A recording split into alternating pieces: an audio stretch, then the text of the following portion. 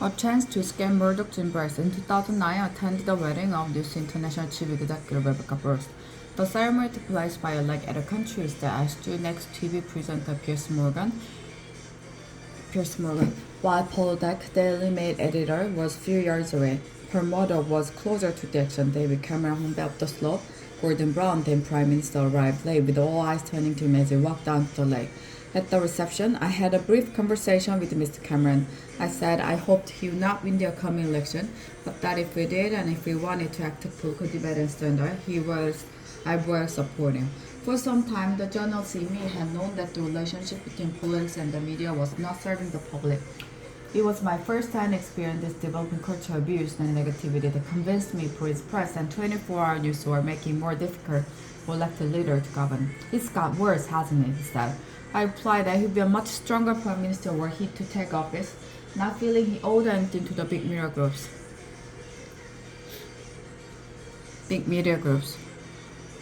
At that point, Mr. Murdoch joined us and we changed the subject. Perhaps we should not have done so. That we did, however, illustrated something of the dishonesty at the heart of what is essentially political and commercial relationship. It is not easy to do what Ed Miliband, Labour leader, did last week. Make himself an enemy of some of the media's most powerful forces. He was right that Labour got too close to News International, but he was also right that given the media bias against it, he knew why we tried to level the playing field. In my own divan and as my diary show, argued for some years with Tony Blair that we needed to act on the culture over media. At one point, ticked me off, asking that I not make views so obvious in front of Mr. Murdoch, his son James, and last Hinton, then chief executive of News International. Ultimately, Mr. Blair thought the press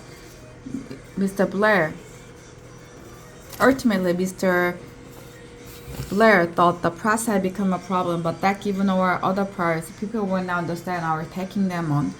He also thought it would look like revenge for the fact they had turned against us. And there were political considerations too. Trying to govern and re-election is hard enough without the press being against you. I accept that for all of us, media support was something we created at the expense of positions or principle on media issues. But that trap now has been sprung.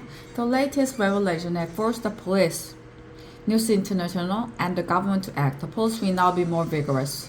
News International will continue with their kamikaze crisis management, which one day will be studied as a textbook case of how not to do it. But the most important development are the Prime Minister during inquiries into press practices and a new system of regulation. These mean we now have once in a generation opportunity for a new settlement between politics, the media, and the public.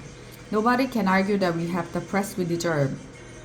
Pressured by technological change, a dominant strain of British media has gone into a spiral of decline, in which the scandal is only the most dramatic development. Mr. Cameron did not look comfortable announcing the review as he has personal relationship at stake, and given he hired Andy Coulson as his communication director, his judgment is too. Already the backlash from part of the press has begun as seek to maintain that anything but two slopes of regulation is an assault on the free press. But Mr. Cameron must stand back from all of that and ask himself what is the right thing to do. He did some of it last Friday. The judicial inquiry should be far-reaching. The news of the war is far from alone the usual dubious and illegal practices, as widely ignored reports from the Information Commission have shown. Partisan British media reminds me of the trade union before Mrs. Thatcher. They feel untouchable. As I say above, Labour could and should have done more to deal with the fear abyss. But just as the MP's expenses scandal emerged from the failure of Mrs. Thatcher's government to tackle MP salaries, so the system by which he showered honors on editors and owners, a practice to which he put an end with the rule that no serving editor could be honored, means she too has something to answer for. Whatever the past, it is Mr. Cameron who must lead the country to a better place. Mr. Miliband has shown himself capable of playing a good and principled part, and so should the public. Ultimately, political debate will only improve if the public want it to. If they channel the anger at recent events into an assessment of what kind of paper they read, whether they really want to live on a diet of celebrity, trivia, negativity, and abuse, to coin affairs, we are all in this together.